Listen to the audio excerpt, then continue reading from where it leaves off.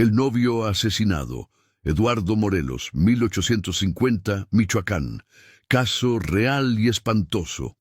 Hola a todos, bienvenidos al canal.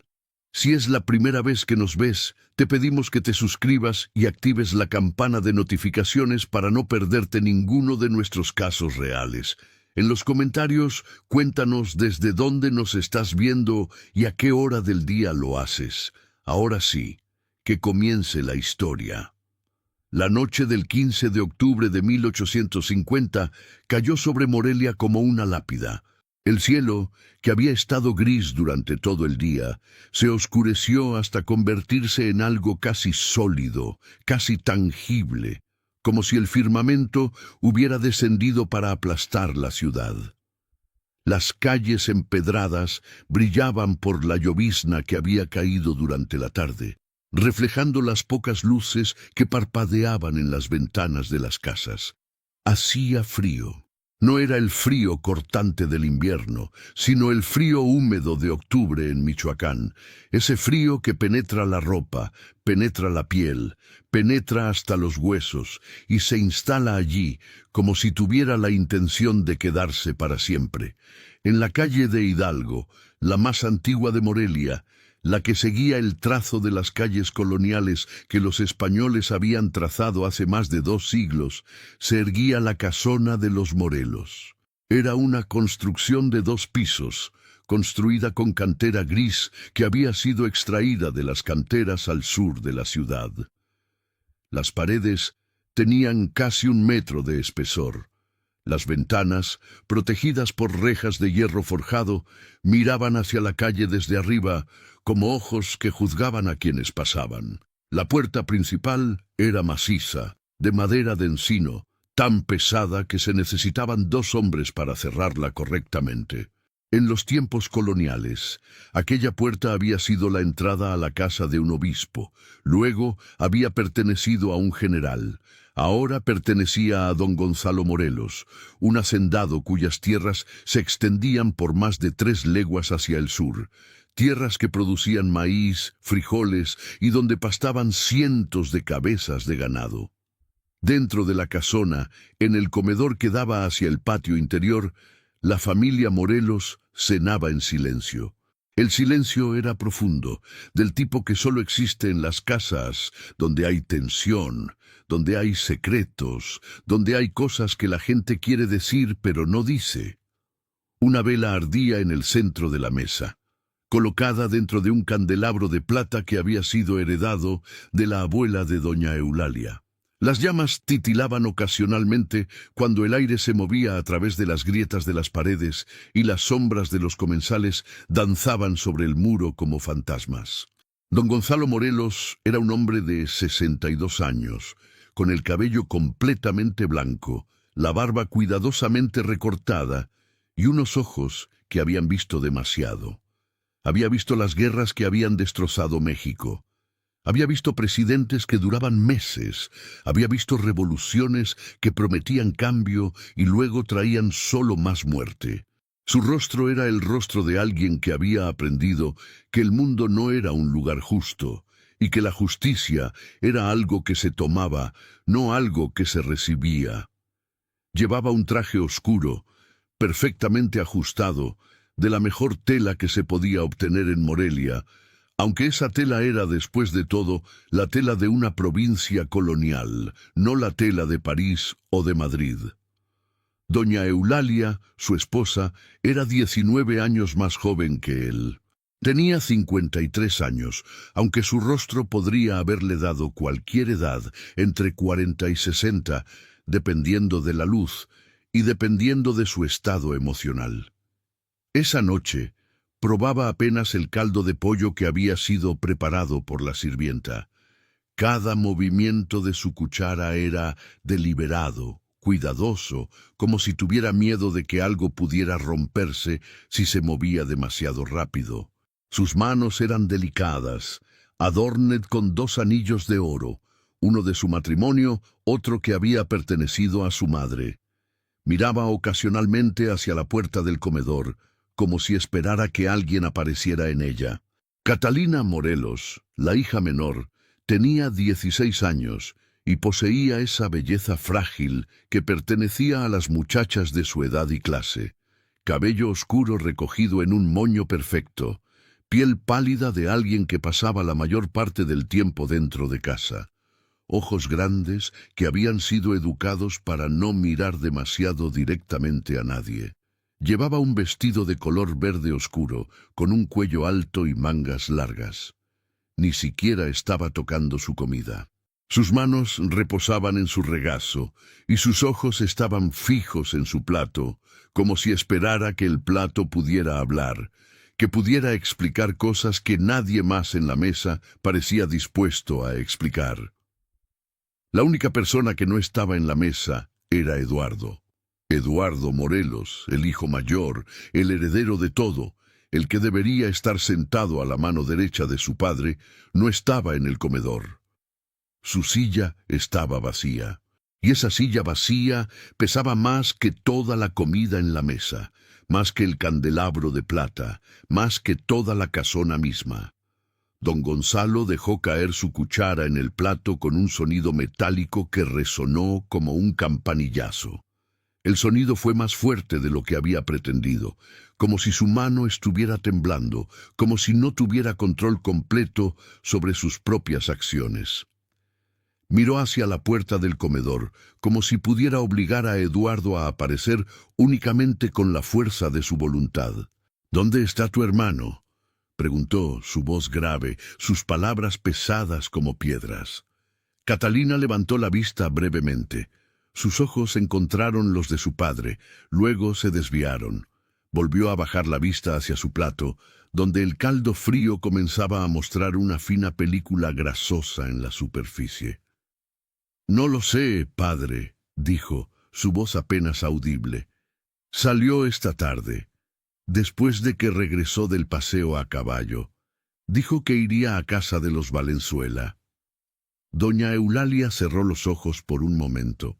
Fue un gesto que podría haber significado muchas cosas. Rezar o simplemente el cansancio de alguien que ha escuchado algo que no quería escuchar. Don Gonzalo colocó su cuchara sobre el borde del plato. Sus dedos, largos y delgados, comenzaron a golpear la mesa, golpe tras golpe, un sonido rítmico que llenaba el comedor como un reloj de muerte. «A esta hora de la noche no hay negocios legítimos en casa de los Valenzuela», dijo don Gonzalo. Sus palabras no eran una pregunta, sino una acusación. Eran palabras que contenían dentro de ellas una amenaza, una promesa de que alguien iba a sufrir por esto, aunque no estaba claro quién sería ese alguien. El silencio que siguió fue aún más profundo que el que había existido antes. Catalina no dijo nada. Doña Eulalia continuó mirando hacia un punto indefinido en el muro. Don Gonzalo continuó golpeando la mesa, golpe tras golpe, como si estuviera tratando de romper algo que estaba en su interior, algo que no podía decir en voz alta. Lo que don Gonzalo no sabía, mientras sus dedos golpeaban el mantel blanco de lino, mientras sus ojos miraban la silla vacía de su hijo, mientras su mente corría a través de todas las posibilidades de lo que Eduardo podría estar haciendo, era que en ese mismo instante, a menos de media legua de la casona, en un barranco llamado de Los Pinos, su hijo estaba muriendo. Eduardo Morelos estaba siendo enterrado en ese momento exacto, no en el sentido de ser sepultado en la tierra, sino en el sentido de desaparecer. Su cuerpo estaba siendo cubierto con lodo y hojas húmedas, su rostro estaba siendo oscurecido por la noche y por la sangre. Un puñal, hermoso en su manera, con una empuñadura de plata trabajada, estaba hundido entre sus costillas, en el lugar donde el corazón bombea la vida a través del cuerpo. Su última respiración estaba siendo tomada, o quizás ya había sido tomada.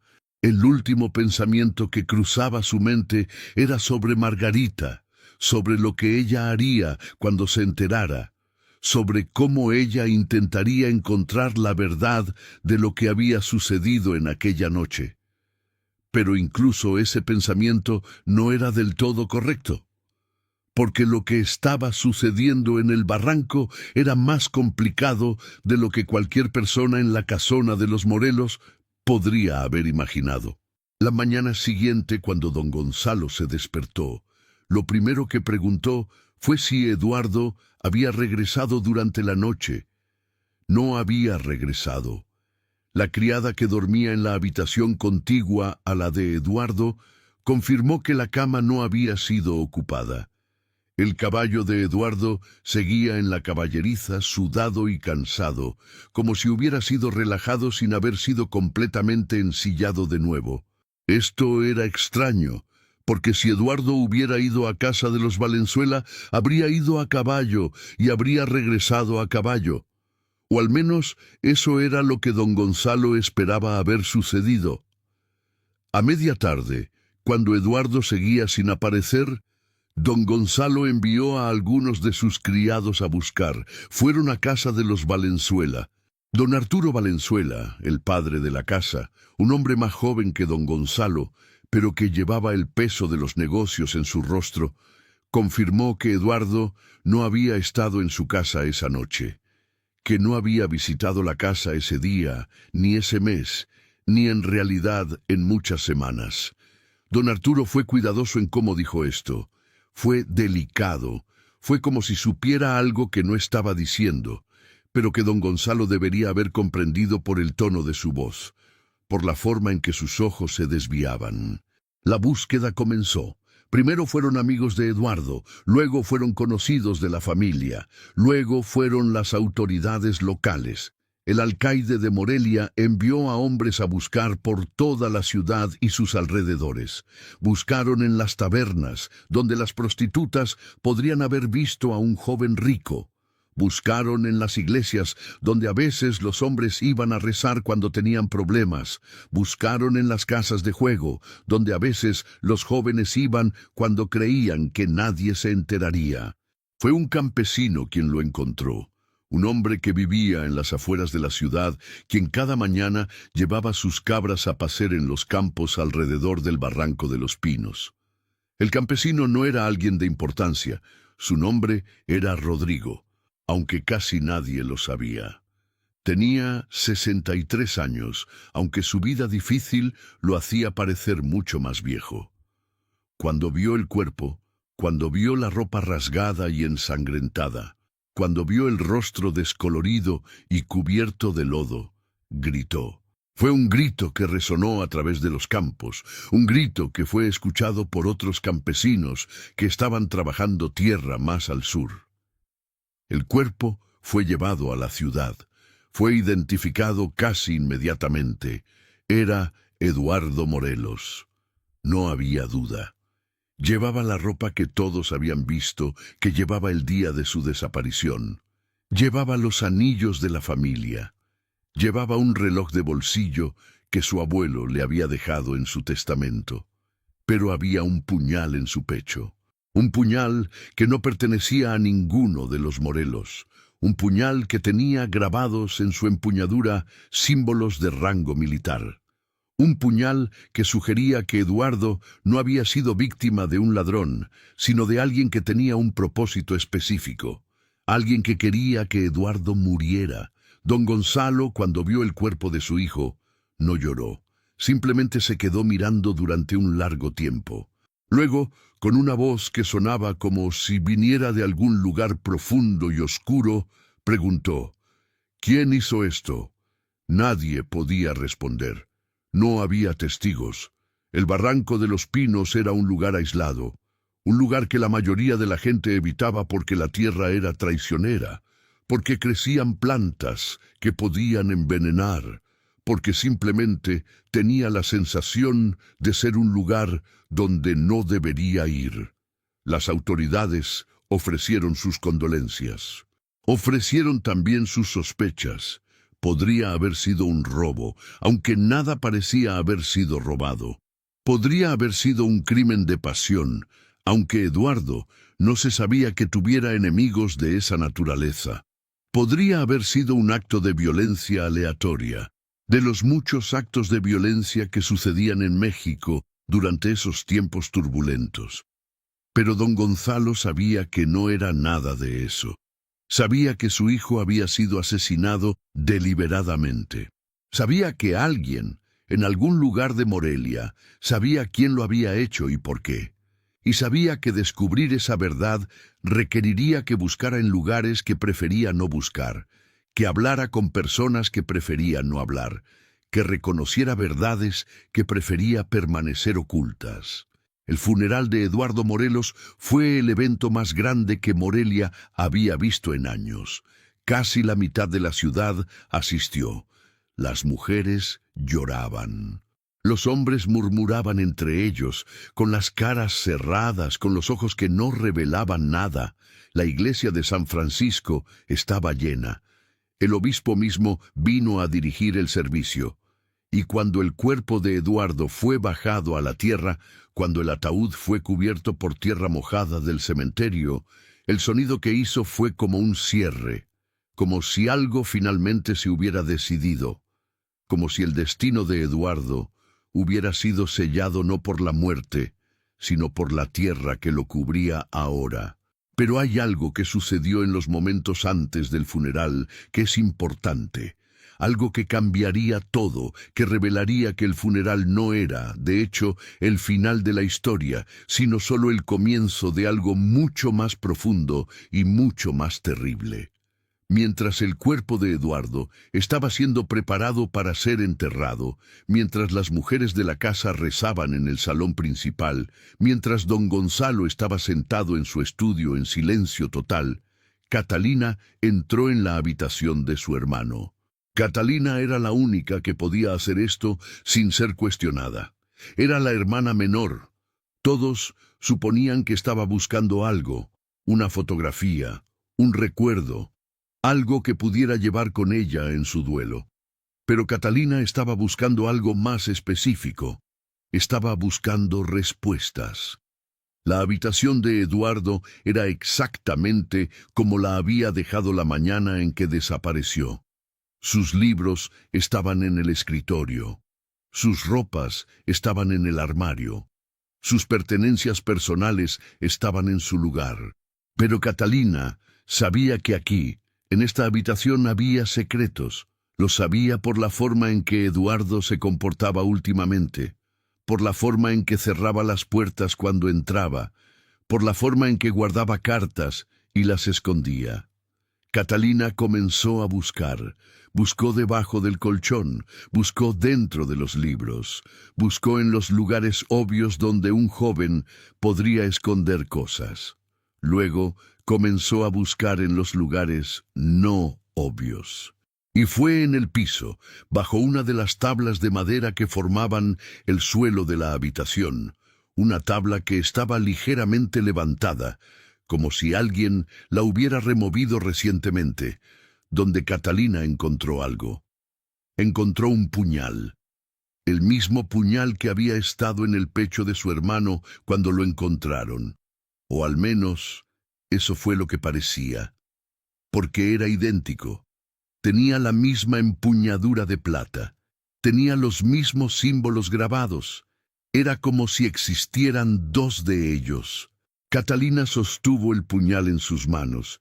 Era más pesado de lo que esperaba. Olía a metal, a aceite, a algo que podría haber sido sangre, pero que había sido limpiado.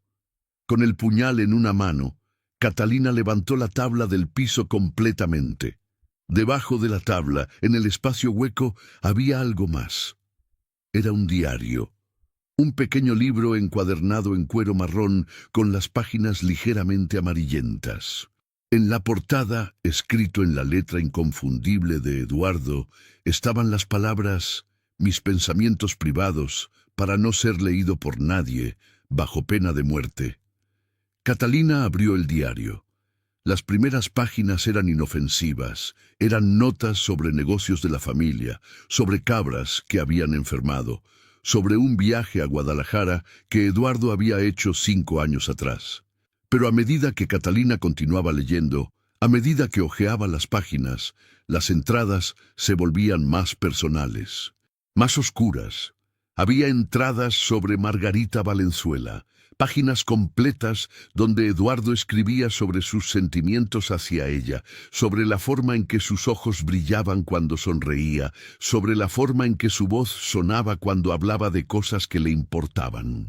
Había confesiones sobre el hecho de que sabía que el matrimonio con Cristina Rivas había sido arreglado por sus padres, y sobre cómo no podía imaginar pasar el resto de su vida con una mujer que no lo movía, que no le hacía sentir nada. Luego, en las últimas páginas, en las entradas fechadas en los últimos días antes de la desaparición, había algo más. Había referencias a alguien llamado Javier. Había descripciones de un encuentro que había ocurrido en la Alameda. Había palabras que Catalina tuvo que leer varias veces para entender completamente lo que significaban. He descubierto la verdad. He aprendido cosas que no debería haber aprendido.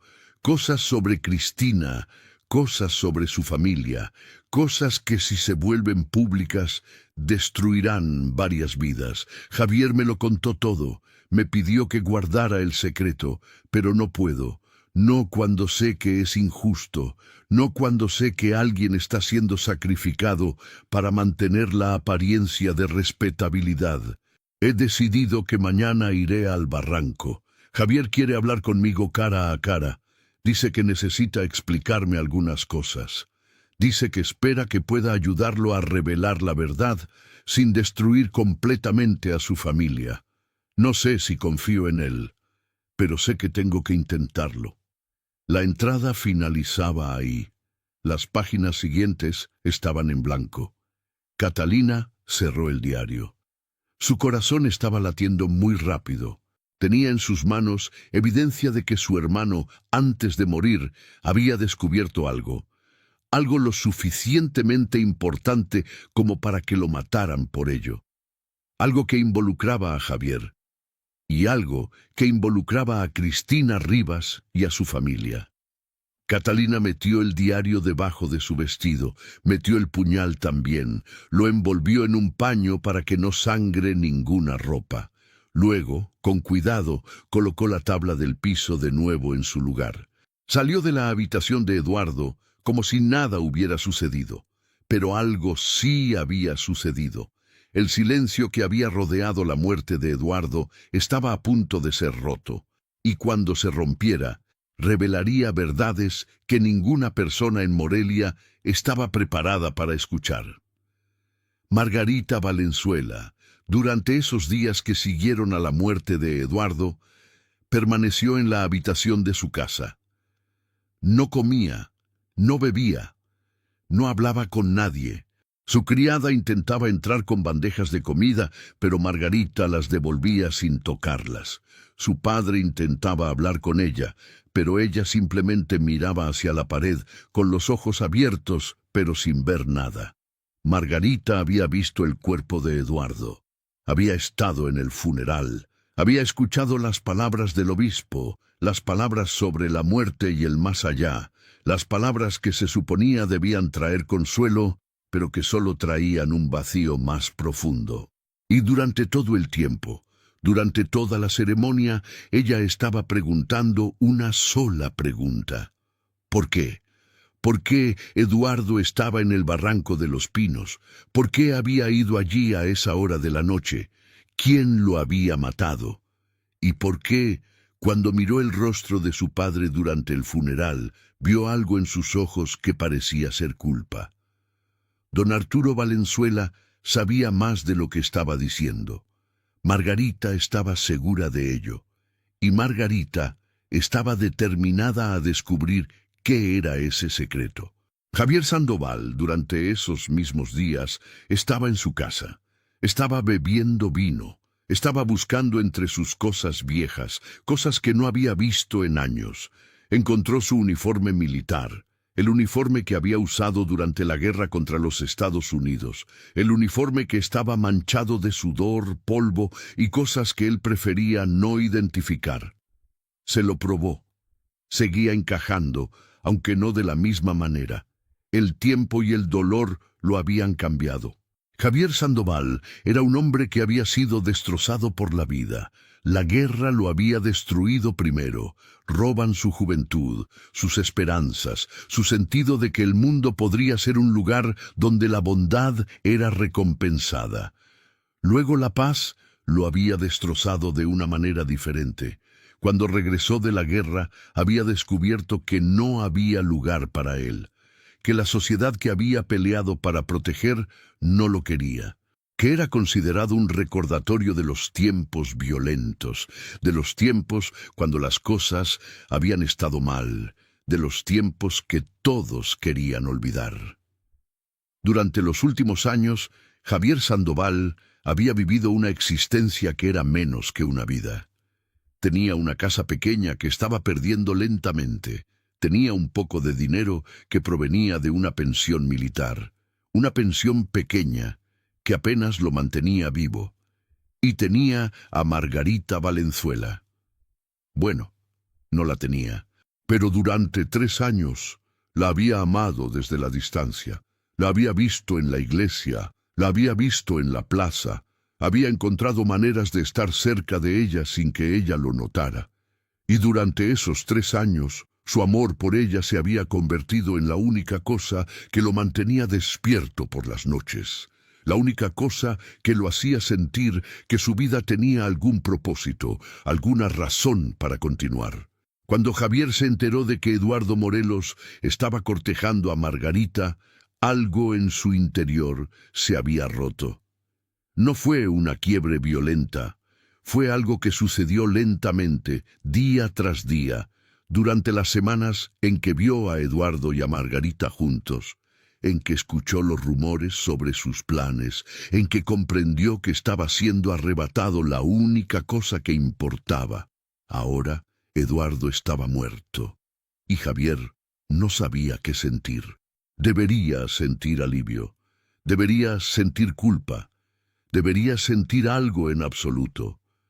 Lo que sí sabía era que alguien había asesinado a Eduardo Morelos, y que ese alguien había dejado un puñal en su pecho, un puñal que parecía ser idéntico a uno que Javier poseía, un puñal que había sido regalo de su comandante durante la guerra, un puñal que Javier había visto en la casa de alguien más hace poco tiempo. Javier estaba comenzando a comprender que la muerte de Eduardo no era simple, que había capas, secretos dentro de secretos, mentiras dentro de mentiras, y que él, de alguna manera, estaba implicado en todo ello, aunque no estaba completamente seguro de cómo. Cristina Rivas, en su habitación en la gran casa de los Rivas, estaba haciendo sus cosas de manera mecánica. Se lavaba, se vestía, bajaba a la mesa familiar y comía en silencio. Pero en algún lugar profundo dentro de ella, algo estaba cambiando. Algo estaba cracking. La verdad que había permanecido oculta durante meses estaba presionando hacia afuera como si quisiera salir al aire libre, como si no pudiera permanecer enterrada por mucho más tiempo. Cristina sabía lo que había sucedido. Ella sabía por qué Eduardo estaba en el barranco. Ella sabía quién lo había enviado allí. Su hermano, Ignacio Rivas, Jr., estaba actuando como si nada hubiera sucedido.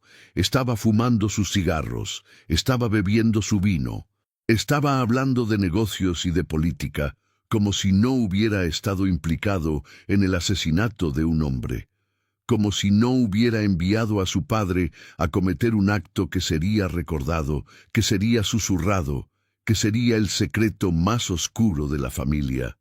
Cristina quería gritar, quería revelar la verdad, quería que todo el mundo supiera que Ignacio no era lo que parecía ser, pero sabía lo que pasaría si hiciera eso.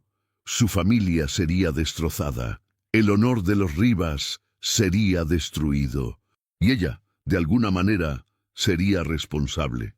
Así que Cristina guardaba silencio, pero su silencio no era el silencio de alguien que acepta la situación.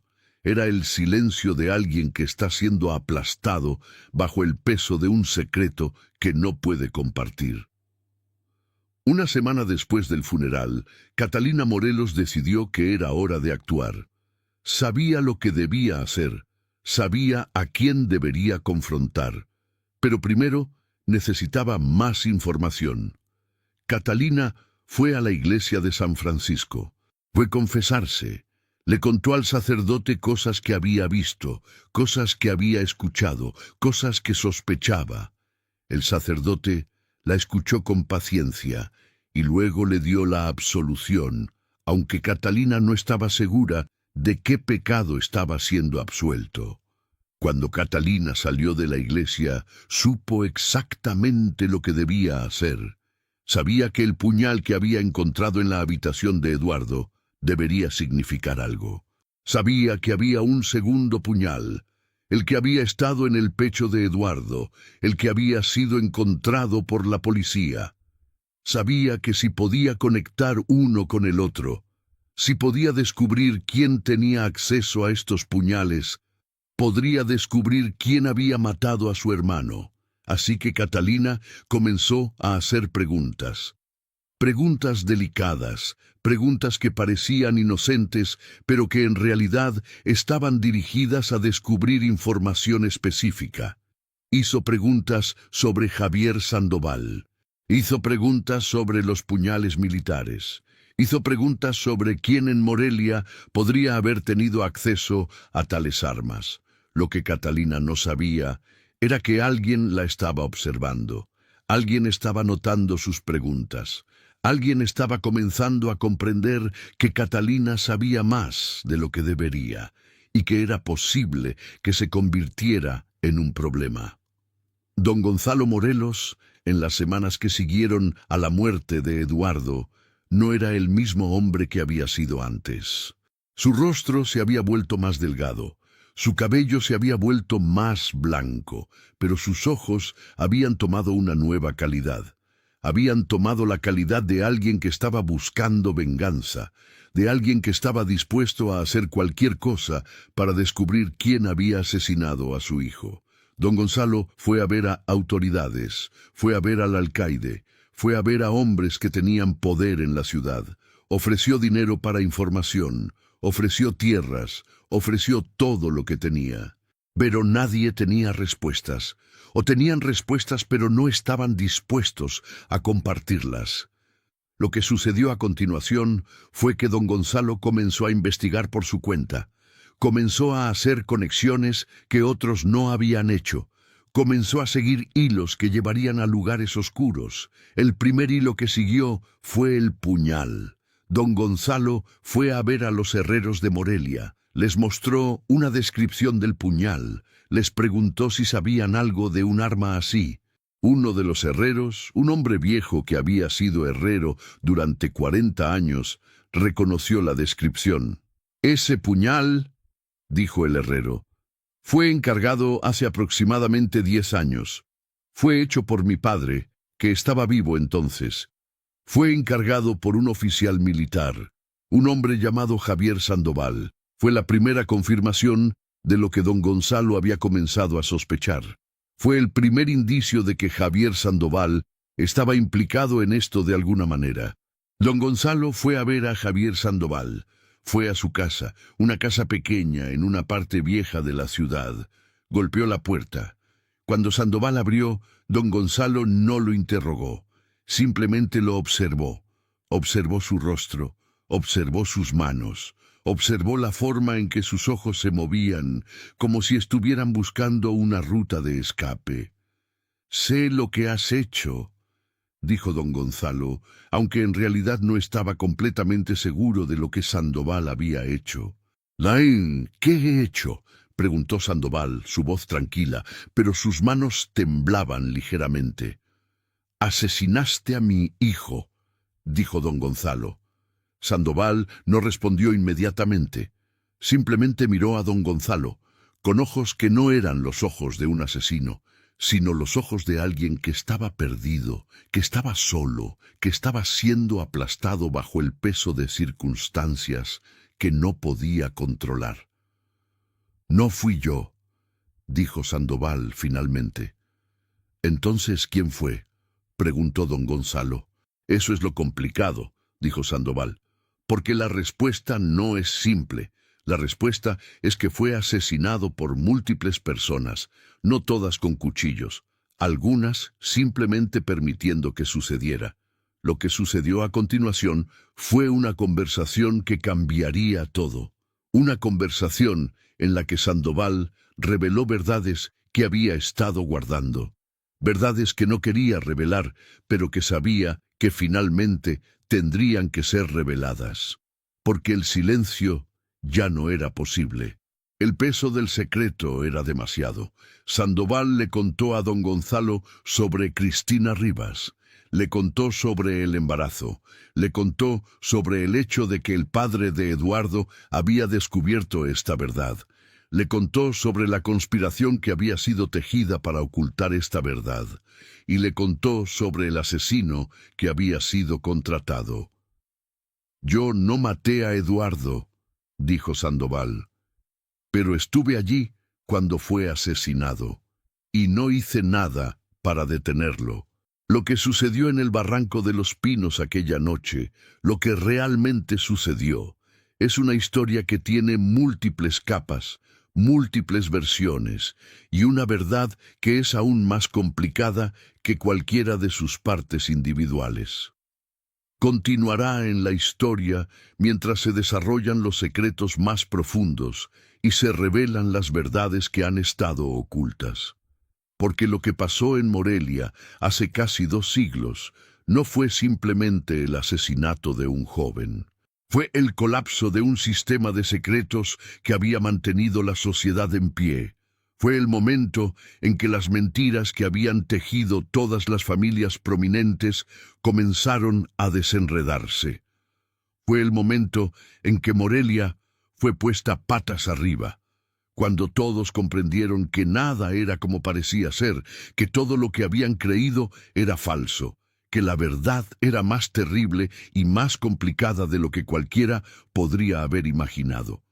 La noche en el barranco, el momento exacto del asesinato, las verdades que lo precedieron, los secretos que fueron revelados, las consecuencias que nadie estaba preparado para enfrentar. Todo ello está por venir. Porque la historia de Eduardo Morelos no es una historia simple de asesinato y venganza. Es una historia sobre el precio de los secretos. Es una historia sobre lo que sucede cuando la verdad no puede permanecer enterrada. Es una historia sobre Morelia en 1850, sobre una ciudad que estaba siendo destrozada no por guerras externas, sino por sus propios demonios internos. Cuando Javier Sandoval finalmente terminó de contar todo lo que sabía, cuando las palabras habían salido de su boca y no podían ser retractadas, cuando la verdad estaba finalmente en el aire, don Gonzalo comprendió que se enfrentaba a una decisión. Podía revelar todo, podía destruir a las familias Rivas, podía exponer la corrupción que roía el corazón de Morelia, o podía hacer lo que su clase había estado haciendo durante siglos, mantener el silencio, proteger el sistema, permitir que la mentira se convirtiera en una verdad tan profunda que eventualmente todos olvidarían que alguna vez fue una mentira. Pero antes de que don Gonzalo pudiera tomar esa decisión, alguien más tomó una decisión por él. Catalina Morelos fue a ver a Cristina Rivas. Fue a la casa de los Rivas, una casa aún más grande que la de los Morelos, una casa que había pertenecido a la familia Rivas durante generaciones, una casa que estaba construida sobre bases que eran podridas. Catalina y Cristina hablaron. Hablaron sobre Eduardo, hablaron sobre lo que Catalina sabía, hablaron sobre lo que Cristina sabía. Y en esa conversación, en esa confrontación entre 2 muchachas jóvenes que habían sido atrapadas en circunstancias que no habían creado, algo sucedió. Cristina, roto bajo el peso del secreto, decidió que no podía continuar. Fue a ver a su padre, le dijo que sabía lo que había sucedido, le dijo que sabía sobre el asesinato, le dijo que no podía vivir con la culpa. Lo que sucedió después fue rápido, terriblemente rápido. Don Ignacio Rivas, comprometido ahora, enfrentado no solo con la muerte de Eduardo, sino con el descubrimiento de su propia implicación, con la comprensión de que su conspiración había fracasado, hizo lo que desesperados hombres a veces hacen cuando se enfrentan con la ruina total. Ingirió arsénico. En su estudio privado bebió la solución mortal y durante las siguientes horas fue destrozado desde adentro. Fue la forma más horrible de morir. Fue una muerte que fue casi un castigo, como si el universo mismo estuviera imponiendo justicia de la manera más terrible posible. Su grito, cuando el dolor se volvió insoportable, fue tan fuerte que fue escuchado en toda la casa. Y fue escuchado también por Cristina, quien comprendió en ese momento que su revelación había causado la muerte de su padre. Ahora, con don Ignacio Rivas muerto, con la conspiración expuesta, con la verdad finalmente saliendo a la luz, quedaban preguntas aún más importantes. Preguntas sobre qué sucedería a continuación. Preguntas sobre si la verdad traería justicia o si simplemente traería más dolor. Y la más importante de todas las preguntas, ¿qué sucedería con Eduardo? Porque la verdad final, la verdad que Javier Sandoval había estado guardando, la verdad que lo había torturado durante las semanas desde la muerte supuesta de Eduardo, era una verdad que ninguna persona en Morelia estaba preparada para escuchar. Eduardo Morelos no estaba muerto, había estado vivo durante todo este tiempo. Había estado escondido en la casa de Javier Sandoval, sanando de las heridas que había sufrido en el barranco. Había estado vivo mientras su padre lo buscaba.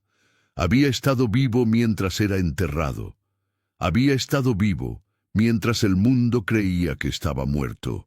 Y ahora que la verdad estaba siendo revelada, ahora que todos los secretos habían sido expuestos, Eduardo tendría que decidir si regresar a su antigua vida o si permanecer muerto en el corazón de los que lo amaban. Porque una verdad más había sido revelada, una verdad que cambiaría todo. La verdad era esta. Eduardo no había ido al barranco esa noche por amor a Margarita. Había ido porque sabía algo que le había sido dicho por Javier Sandoval, algo sobre Cristina Rivas, algo que era tan terrible, tan oscuro, que no podía permanecer oculto. La verdad era que Cristina Rivas no estaba embarazada de su prometido, no estaba embarazada de Eduardo, estaba embarazada de su hermano, su propio hermano. Y su padre, don Ignacio Rivas, lo sabía. Lo sabía y estaba dispuesto a cubrirlo. Estaba dispuesto a permitir que Eduardo se casara con Cristina sin saber la verdad. Estaba dispuesto a destruir vidas para mantener el honor de su familia. Cuando Eduardo descubrió esto, cuando Javier le contó esto, se negó a aceptarlo en silencio. Insistió en que la verdad fuera revelada. Insistió en que no podía permitir que cometiera el error de casarse con una mujer que le estaba ocultando tal verdad. Pero don Ignacio Rivas no estaba dispuesto a permitir que la verdad saliera a la luz. Así que contrató a un asesino, un hombre que fue al barranco esa noche, un hombre que tuvo la intención de matar a Eduardo. Lo que sucedió fue que Javier Sandoval estaba allí también. Estaba allí porque Margarita lo había contactado, lo había puesto sobre la pista, lo había dicho que Eduardo estaba en peligro. Así que Javier fue al barranco para protegerlo. La pelea que sucedió fue caótica, fue confusa. En el caos, el asesino fue distraído. En el caos, Eduardo cayó de una manera que no debería haber sobrevivido, pero sobrevivió. Javier, cuando vio a Eduardo en el suelo, cuando sintió su pulso, cuando comprendió que estaba vivo, lo llevó a su casa. Lo escondió, lo cuidó. Y durante semanas, mientras la ciudad creía que Eduardo estaba muerto, estaba vivo, sanando, en la casa de Javier Sandoval.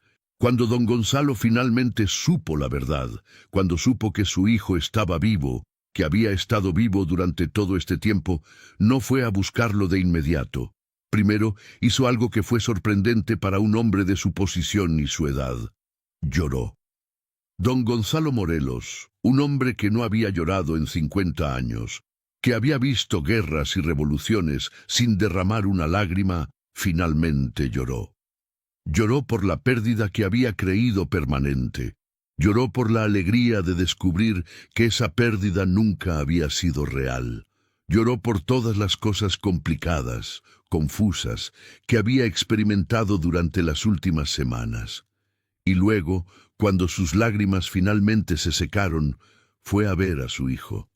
Lo que sucedió en ese encuentro, lo que fue dicho entre el padre y el hijo, es algo que fue guardado como secreto. Nadie supo exactamente qué fue lo que pasó en esa habitación, pero cuando don Gonzalo emergió, era un hombre diferente. Era un hombre que había comprendido algo.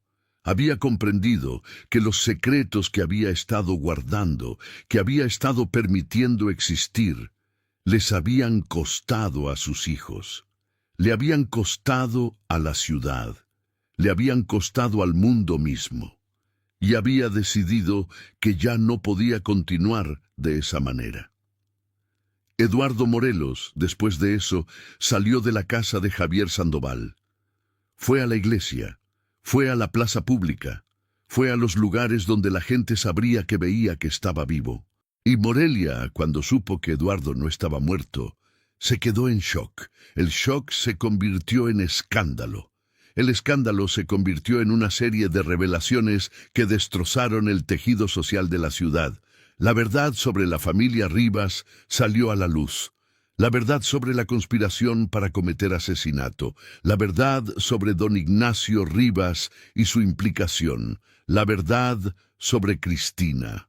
Y Cristina, cuando comprendió que todo había sido revelado, que no había forma de que ella pudiera escapar del escándalo, que su vida tal como la conocía había terminado, hizo lo que su padre había hecho. Fue a la azotea de la casa de los Rivas y saltó. El cuerpo de Cristina fue encontrado en el jardín delantero, roto, sin vida. Y el grito de su madre, cuando la encontró, fue un grito que fue recordado en Morelia durante generaciones. La consecuencia de todo esto fue que Morelia cambió. El sistema de secretos, el sistema de mentiras que había mantenido a las familias prominentes en poder, se desmoronó. Nuevos escándalos salieron a la luz. Otros crímenes fueron revelados. La ciudad que había parecido tan respetable, tan ordenada, fue expuesta como algo corrompido hasta su núcleo, y Eduardo Morelos, el hombre que había estado muerto pero que no lo estaba, se casó con Margarita Valenzuela. Se fueron a Guadalajara. Comenzaron una nueva vida, lejos de Morelia, lejos de los escándalos, lejos de todo lo que había sucedido. Javier Sandoval desapareció. Nadie sabía a dónde fue. Algunos dijeron que fue a las montañas del sur, otros dijeron que fue a América del Norte. Lo que es cierto es que salió de Morelia y nunca regresó. Catalina Morelos entró en un convento. Pasaría el resto de su vida rezando, pidiendo perdón, aunque no estaba claro por qué creía que tenía que pedir perdón. Quizás porque había desenterrado verdades que había sido mejor dejar enterradas. Quizás porque había causado la muerte de 2 personas. O quizás simplemente porque vivía en una época cuando las muchachas jóvenes no tenían muchas opciones, cuando las cosas se volvían demasiado complicadas. Don Gonzalo Morelos vivió 10 años más. Pasó esos años en soledad relativa, observando el cambio que había provocado, reflexionando sobre las decisiones que había tomado. Murió sin haber regresado completamente a la vida que había vivido antes de todo esto. Doña Eulalia murió poco después, como si no tuviera razón para continuar viviendo después de que su esposo se fue.